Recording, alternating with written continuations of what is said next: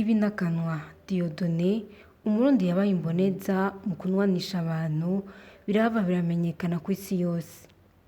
Hari kuwa 22 Rusama uno mwaka mu gihugu c'Ubudagi aho yaronka agashimwe gahabwa umuntu yamenyekanye cane ko yakoze ibikorwa bikiza abantu benshi Miyetech Pempa Award. Ibikorwa yatanguye gukora akiri mu mashuri yisumbuye gushika n'ahashinga ishirahamwe Miparek kubandanya nk'uko agomba bitugire ku Muriri.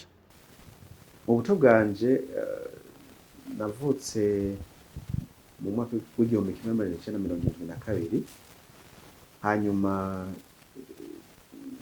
barambwiye ko maze amezi makeyi umuvyeyi wanje yaciye ahitanwa n'urwimo rwabaye muri urya mwaka. Ntangura kumenya ivyo bintu vy'ubwoko ko ari ibintu bikomeye cane mu gihugu cacu. Mpejeje amashuri ico bita tronc commun nza Gitega kuri lycée Gitega. Lycée Gitega nanye yari ifise ibidasanzwe biranga kubera ko n'iryo shure umuganwa kwa gasore yizeko, naryo shure Ndadaye Melchior yizeko. Murumva ko ari ishuri rifise akahise kadasanzwe mu Burundi, ariko naho nyene sanga ivyo bibazo biriyo birakomeye. Ho hari akambi vya demokrasi imyaka 90 gushika 93 nari ngeze mu mwaka urangiza ibiga scientifique B. Hoho urumva president acarapfa, apfuye bica birakomera gose nca ndataha. Mugashitse muhira nsanga nyene vyabaye bidasanzwe, mugabo nsanga hari imiryango y'abatutsi tubana ababanyi bacu, nsanga bose bahungiye muhira, mama yabahaye aho baba mu cumba. Bambonye barakanguka bateruye umusore we waje kumuraza kuranga aho turi, ariko ndababwira ngo mutekane ahubwo twinyine tuba muri situation kubera nabonye ko situation toroshe, cha turagerageza kumvikana tuyigera situation toroshe. Hanyuma rero hageze igihe haba ibibangamira abahutu, twarahungira iwabo.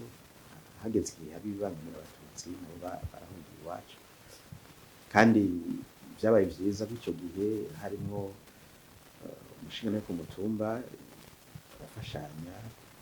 Abantu bari basaha ibintu vyo mu mazu yabo baragarukana vyose, bivuga ko atabwicanyi bwabaye kuri uwo mutumba.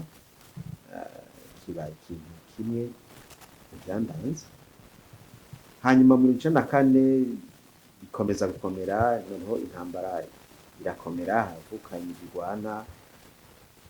Sinari mfise uburyo niyoriyanta muri iyo situation itoroshe, ndiyumvira nikumbure nanje nja mu igwana yitegura higeze ibintu vyanjye nzoca ngenda.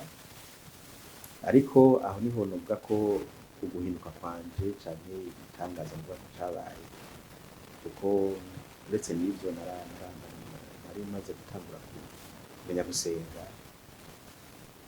Umunsi umwe nza mbona umupasitori wanje, umupasitori yitwa David Niyonzima, arongoye ishuri bita Leadership University. Uwo yari umupasitori wanje ico gihe arampamagaye arambwira ko hari umugwi w'abajene bavuye muri Amerika baje kuraba ico boterera muri situation igihugu carimwo. Acaransaba ko nobana nabo nkabafasha cane cane mu nari umujene yenteza ku Congereza, nari nzi kukavuga, kabaje turabafasha kubasigurira aho bageze canke ugerageza kubafasha mu byo bakora. Kubona rero nabo bajene bava mu ishami ryitwa Mennonite Central Committee bita MCC, caramfashije cane kubera ko niho namenye ko hariho ubundi buryo bwo guhindura ibintu umuntu adakoresheje violence, adakoresheje igikenye,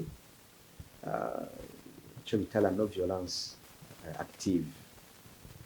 Ndamenya ko hari ababikoresheje biragira akamaro, nkaba Martin Luther King, Bagandi n'abandi bashoboye guhindura isi, barakuraho urwanko, barakuraho violence, barakuraho amacakubiri, bakoresheje ubwo bumenyi canke ubwo buryo bushasha bwo kubaho, ndabwita uburyo bushasha bwo kubaho. Nca numva rero nibwo buryo numva nobaho, nokwakira, nca ndabigendera mu buzima bwanje.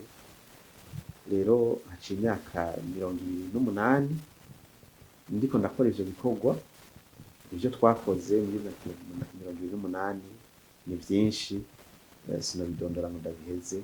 Award for Reconciliation and International Understanding ikaba itangwa na Universite ya Leta y'Ubudagi yo mu gisagara ca Strasbourg ifadikanije n'indongozi z'ico gisagara.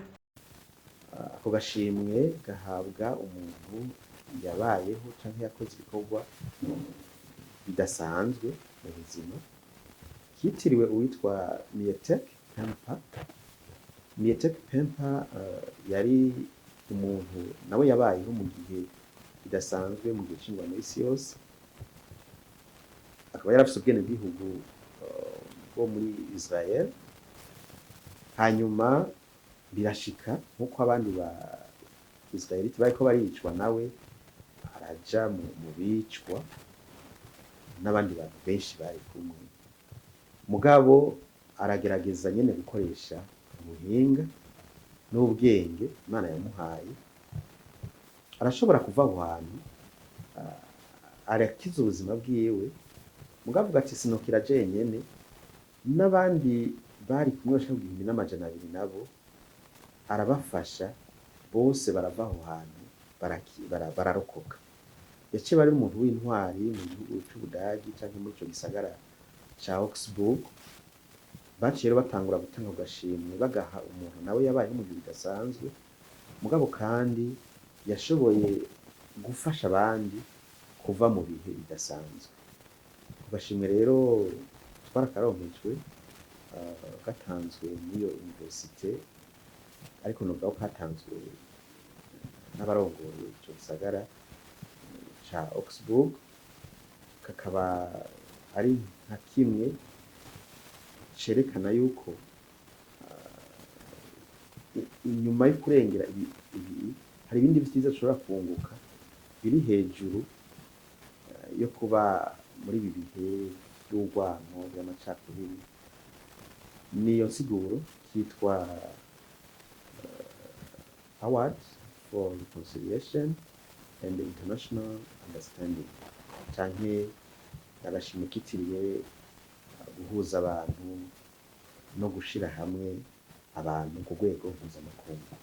Dieudonné Kibinakanwa akaba ari we wa kabiri muri kano karere aronkejwe ako gashimwe, inyuma y'uwigeze kurongora sentare yaca imanza y'ivyabereye mu Rwanda yari ishinze imizi muri Arusha.